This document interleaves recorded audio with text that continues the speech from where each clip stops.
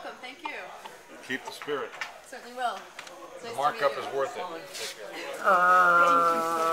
right, I'm the Director of Club Racing and Driver Development for TRG. So, Martin, take it away.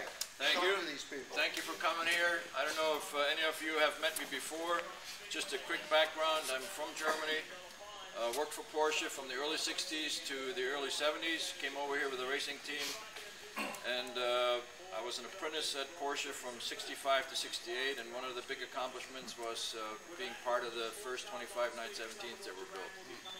It was quite the experience in a very short period of time. As you probably read the story, we kind of scrambled and tried to get an overall win for a change at Le Mans, and it didn't happen until 1970. And then we were still lacking horsepower and had our problems with Can-Am, the McLarens with 1,000 horsepower, and that's when Porsche came up with the idea, let's just stick on maybe a couple more cylinders. We bought 4 16-cylinder engines that they never raced. We only got about 760 horsepower out of them on the dyno. And then they decided, why not use the 917 motor, stick a turbo on there, and all of a sudden we saw the horsepower just come right up through the roof. Porsche built a fuel injection pump that Mark Donohue took with him. He called it the Happy Pump.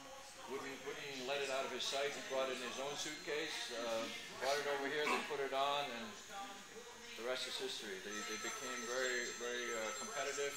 McLaren all of a sudden was for 25 years, sold it, retired, and then got lured back. It's like a drug, you can't leave, you know.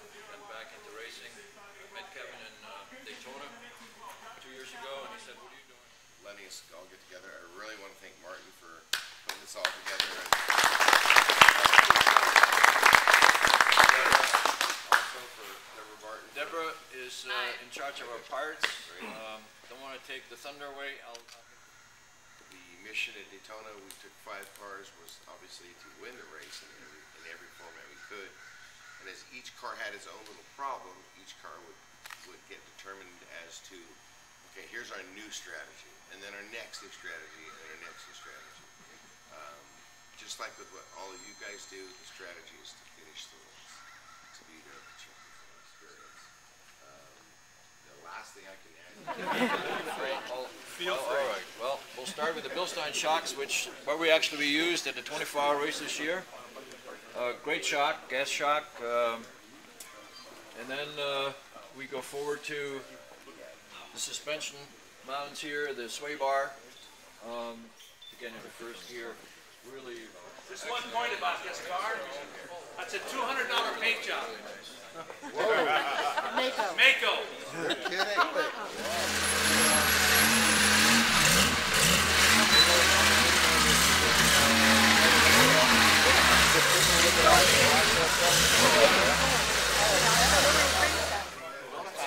kidding.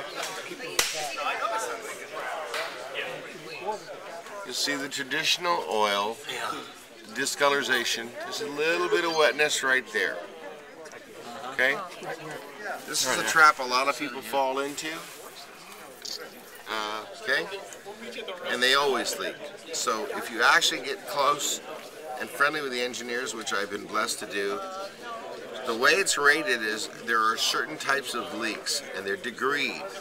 So you have residue, seepage, and I don't remember the German name for peeing, but y'all get the point.